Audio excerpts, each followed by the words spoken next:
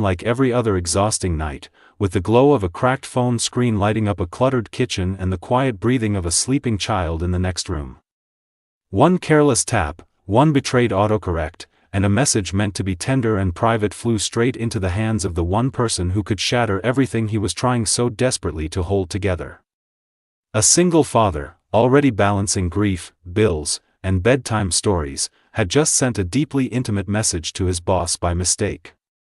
And now, as the seconds stretched into dread-filled minutes, the sound of his phone vibrating felt like a ticking bomb counting down to humiliation, job loss, and the collapse of the fragile world he had built for his daughter. Before the story pulls you deeper into this moment, take a second to pause and breathe with it.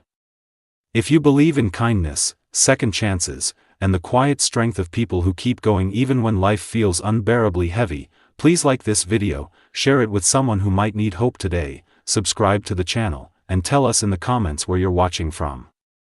Your support keeps stories like this alive. Ethan Walker had not planned to be a single father by 32.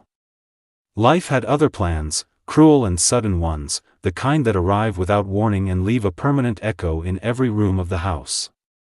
2 years earlier, laughter had lived in these walls alongside the smell of coffee and the sound of his wife humming while brushing their daughter Lily's hair. Then came the accident, a rainy highway, a phone call that split his life into before and after. Since then, Ethan had learned how to braid hair with shaking hands, how to pack lunches while fighting back tears, and how to smile convincingly at school drop-offs even when his chest felt hollow. Every day was an act of quiet bravery, unseen and uncelebrated. His job was the only thing keeping their small world from unraveling completely. As a project coordinator at a mid-sized marketing firm, he lived by deadlines, spreadsheets, and emails sent far too late at night. His boss, Margaret Collins, was known throughout the office as intimidating, precise, and emotionally distant. She demanded excellence and offered little warmth in return, and Ethan respected her in the way one respects a storm from afar. She had no idea that the man submitting polished reports was doing so between midnight feedings, nightmares soothed, and whispered promises to a child who still asked when mommy was coming home. That particular evening had been heavier than most. Lily had woken from a bad dream, her small body trembling as she clung to him, asking questions he still did not know how to answer without breaking down. After finally getting her back to sleep, Ethan collapsed into a kitchen chair and opened his phone, reaching for the one person who knew all his cracks and still loved him through them. He typed without thinking, fingers moving faster than his tired mind, pouring out vulnerability and longing in words meant only for someone safe. Autocorrect, cruel and efficient, replaced a single name. The message sent before he could catch his breath, the realization hit him like ice water. His stomach dropped, his hands went numb, and the room felt suddenly too small. He stared at the screen, at the undeniable proof of his mistake, and imagined every worst-case scenario unfolding at once. He pictured HR meetings, whispered rumors, termination papers, and the unbearable shame of being judged not just as an employee, but as a man who had let his exhaustion override his judgment. He imagined Lily's future slipping away because of one moment of human weakness. He did not sleep that night. He lay awake listening for Lily's breathing and waiting for the sound of his phone, every vibration slicing through his nerves. Morning came anyway, harsh and unforgiving. He moved through the routine on autopilot, making breakfast, tying shoes, forcing cheerfulness.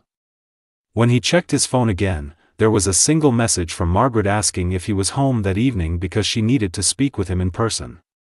No emojis, no explanation. Just finality. The weight of it pressed down on him all day at work, every keystroke feeling like it might be his last. He avoided eye contact, kept his head down, and braced himself for the inevitable fall. By the time he drove home, the sky was bruised purple with dusk. Lily chattered about school, about a drawing she had made for him, and Ethan nodded and smiled, memorizing her face in case everything changed tomorrow. After dinner and bedtime stories, he cleaned the house with frantic precision, as if order could somehow soften what was coming. Then, just as he sat down, the doorbell rang, the sound cut through the house like thunder. His heart pounded so hard he felt dizzy. Through the peephole, he saw Margaret standing on his porch, coat neatly buttoned, posture as composed as ever. Seeing her there, in his private space, made the situation feel painfully real. This was not an email reprimand or a formal meeting. This was personal. What happened next was not what Ethan had imagined during his long night of fear. Margaret did not enter with cold authority or thinly veiled disgust. Instead, she looked tired, human in a way he had never seen at the office.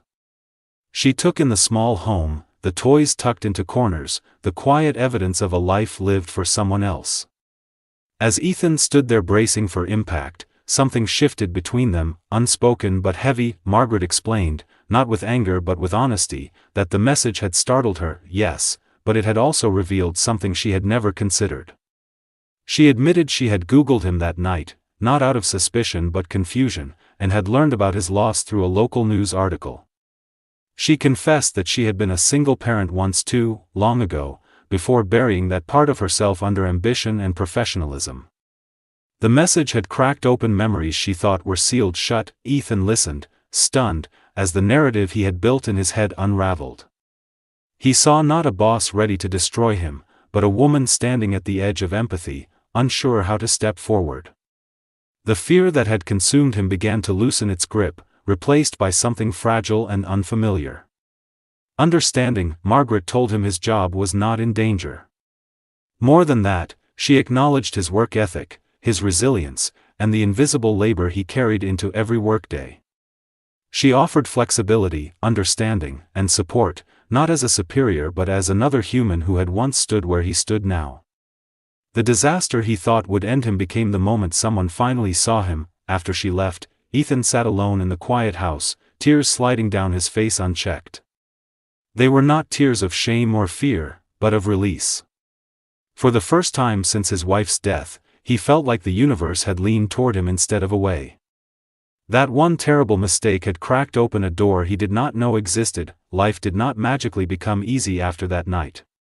Bills still came, grief still ambushed him in grocery store aisles and empty car seats. But something fundamental had changed. He no longer felt completely invisible. At work, Margaret became an unexpected ally, advocating for balance and humanity in a place that had forgotten both.